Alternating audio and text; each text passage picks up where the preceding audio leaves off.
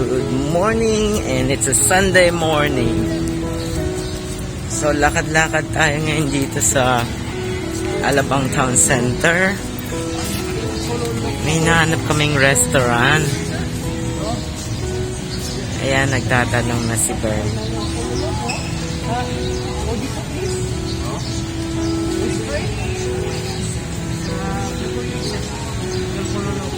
Okay. I got it somehow. Okay. Did you get it? Diretso sa entrance. Hindi nagkaintindihan. Kanan sa Ogawa. Kanan, Ogawa. Oh, kanan, Ogawa diretso. Escalator. Oo. North Park sa Pollo. Okay, got it. Salamat. At nagkaintindihan na sila. We're trying to go to El Pollo Loco. It's a chicken restaurant. Oh, chicken again. Rice again. Oh, hindi again ha. Kapon, Siguro they have something else. kapon nga, one time lang ako nag-rice eh. Oo eh, kasi nag-ano tayo, Italian. But if I lay down and I play dead and I stay dead, maybe you'll get sick of being the monster out of my head, under my bed. Think you're something out of my nightmares, standing right there. But if I lay down and I play dead and I stay dead, then will you get bored of killing me? Silhouettes of you are like a taunt. Never really know just what you want. With you I don't ever feel calm. I can feel the sweat inside my palms. Play with me like cats and a string. You don't understand the pain it brings. You don't ever wanna give me wings. Hello, hello! And we are here right now to try for the first time this chicken restaurant called El Pollo Loco here in Alabang Town Center branch. And before we proceed, I would like to invite everyone to please subscribe and like our videos. Nahirapan kaming umorder. Difficult to order, honey. Yep. Kasi we are not familiar really with Mexican food, Mexican terms. But then we had finally succeeded in placing our orders. Since this is a chicken restaurant, it's gonna be chicken all the way. Oh, Yeah. one of us with endless rice. Yeah, we might grow wings soon. And as far as the prices are concerned, they're not that expensive now. Well, let's see the portions how big they are, but yeah, the prices look okay. I just hope it tastes good. I'm guessing this could be something like peri-peri, you know, the chicken and grill restaurant.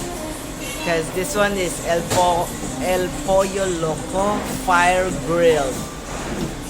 Yeah, They grill the chicken in fire. they feed the flame. Susunugin. They burn the chicken. Die, chicken, die! With or without the feathers? Oh, they have to remove the feathers. Or they burn off the feathers?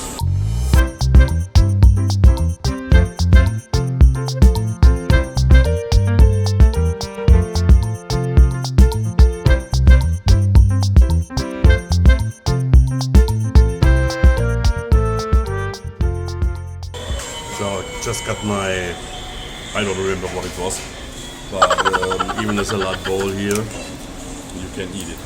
Oops. Well, it's quite dry, but it's edible. Is it like taco? Ganun? Deep fried taco. Are you sure it's edible? I will tell you in 2 hours. Actually, it tastes salty. Ah, yeah? So it's edible. They put salt there. Okay, let's give this restaurant our fair judgment.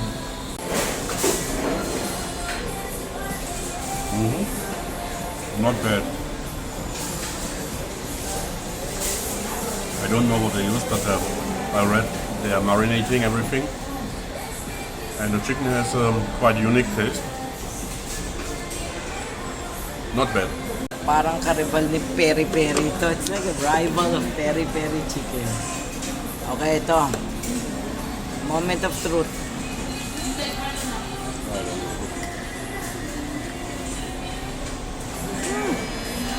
I agree with you.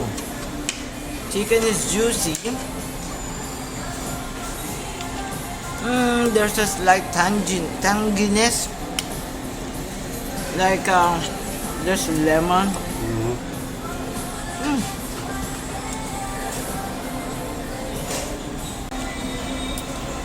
Hindi ganang mainit yung chicken when it's arrived. However, tastes good. And what they call salsa, which is made up of tomatoes and some, ano ba to, kinchay ba yan? It has a slightly spicy taste. It's not bad. I'm almost finished there. And how are you doing, sir? Enjoying it somehow? It is not bad, but it's not my thing. It's more like for the masses, you know, It's not the higher end. no, it's not about high end or low end. It is the way they season it. It's not my thing. I don't like it very much. Also, the same for the salad.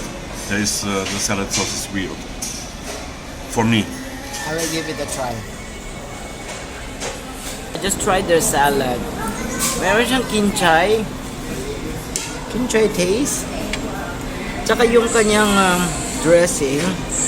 It's somehow similar to what we put in our fresh lumpia. You know? The one which is the one which is not fried. Parang meron siyang slightly peanut taste. Ganon. Gusto ko naman siya. O diba, match kami. Ayaw niya. Gusto ko. Walang sayang.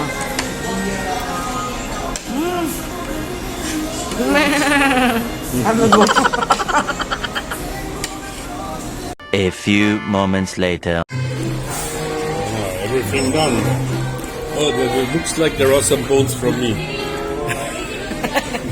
I stole a part of your wing. Ayan, waste of rice. Yeah, finish it. Ayoko. Pero I like the dressing. Salad dressing.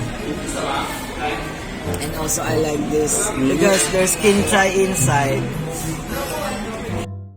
Actually, the reason why we are here today. It's her. Bakit? You always wanted to go here. Hindi Yeah, every time. Hindi. The reason why we are here is because we are still thinking if we're gonna get the Coffee shower water heater or the coffee machine. Or both. Oy, mayaman ka ba? Hindi. Oo. 12 months installment. Wala ba siyang 5 years to pay? Nope. Okay, let's go back to the food. Honest. And it is not because I'm a spoiled foreigner. I'm eating Monday to Friday. I'm eating Carinderia food, yeah.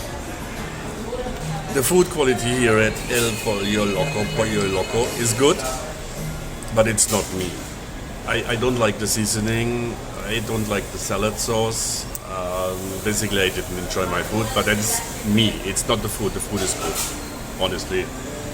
And you can see this because my asava finished everything, including half of mine. Just honest opinion, not my thing. Not bad here, but not my thing. For a chicken restaurant, how would you rate Pollo Loco out of 10? It would be only a 5. It's my personal tongue that doesn't like it. Yes, your opinion, Yeah, 5.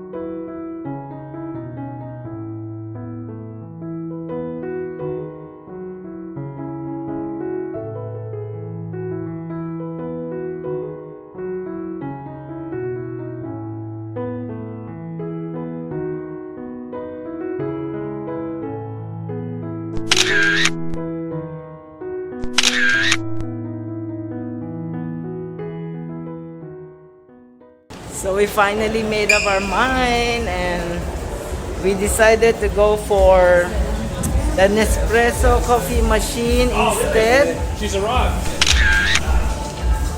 Tsaka na lang yung later na lang the shower heater. Mission accomplished. We're going home. Are you Kasi- exhausted? Hindi exhausted, walang pera. Wala naman. Oh, spend everything. Ano dito? But if I lay down and I play dead and I stay dead, maybe you'll get sick of being the monster out of my head, under my bed. Think you're something out of my nightmares, standing right there. But if I lay down and I play dead and I stay dead, then will you get bored of killing me? Silhouettes of you are like a And we got so many freebies from Nespresso dealer. You see? If you're using video cards, you get a pair of their coffee mugs.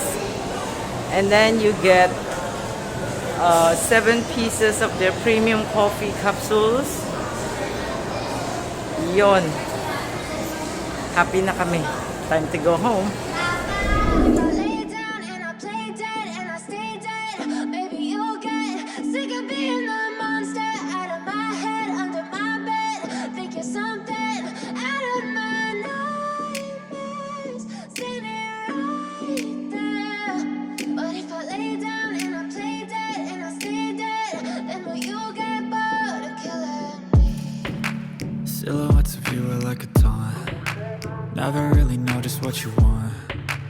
With you I don't ever feel calm. I can feel the sweat inside my palms. Play with me like cats and a string. You don't understand the pain it brings. You don't ever wanna give me wings. You don't ever wanna set me free. You know I'm addicted to you, and it's twisted. You've been gifted with the evil voodoo. Got me coming back for more, even when I've been screwed. Dolls full of pins, pierce my heart straight through. I got issues in my head. I like you in my bed, but you keep me on red. Oh, everything is like a test. I better not text or I'll come off desperate. But if I lay down and I play dead and I stay dead, maybe you'll get sick of being the monster out of my head, under my bed. Think you're something out of my Maraming salamat po. Huwag po kalimutang mag-subscribe. Paki-like na rin po ang aming mga videos. Thank you. Until next time, magkakape na po kami. Bye-bye. Lay dead